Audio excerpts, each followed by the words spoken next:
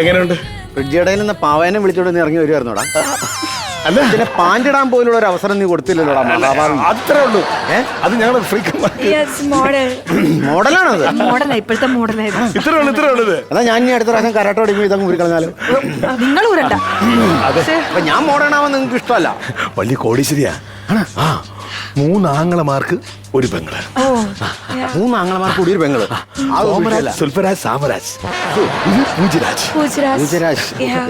നല്ല പേരാണ്. പക്ഷെ ഒരു പ്രശ്നമുണ്ടല്ലേ, ഞാൻ അതുകൊണ്ടാണ് ഇങ്ങോട്ട് തന്നെ വന്നത്.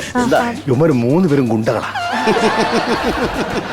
നീ ഒന്നും കൊണ്ടും പേടിക്കണ്ട. ഈ ഞാൻ ചൈനയിൽ പോയി കരാട്ട പഠിച്ചുകൊണ്ടെന്ന ഞാൻ ഇവിടെ ഉള്ളവർത്തോളം കാലം നിന്റെ ശരീരത്ത് ഒരുത്തനും നിന്റെ രോമത്തെ പോലും തൊടില്ല. നിന്റെ രോമത്തെ പോലും തൊടൂല.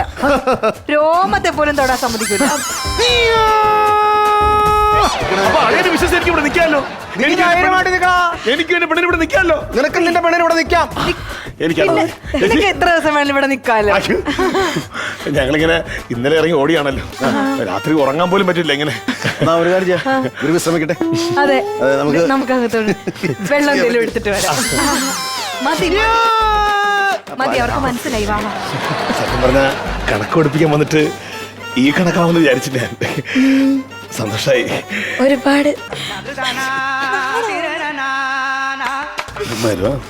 ഉമ്മാണോ?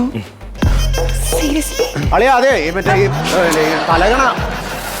മോളെ സോറി മണിച്ചത്രത്താട് പൂട്ടണാര് പൂട്ടിയാനെ ഇപ്പൊ ഞാൻ വന്നില്ലായിരുന്നെങ്കിൽ. ഓക്കെ, അതെന്റെ തെറ്റാണത്. സോറി.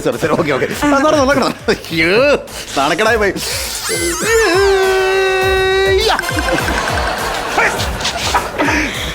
ഞാൻ പറഞ്ഞതറിയാമോ, നമുക്ക് ഇതിന്റെ മറയിൽ നിൽക്കാൻ ഇടയ്ക്ക് ശല്യപ്പെടുത്താരെന്ന് വന്നാലോ.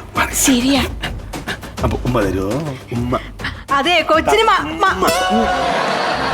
അല്ല, കൊച്ചിന് മാറി കൊടുക്കാൻ എന്റെ വല്ല ഡ്രസ് ഇല്ല. ഞാനിങ്ങോട്ട് വരാൻ പാടില്ല. ഞാൻ കണ്ടില്ല.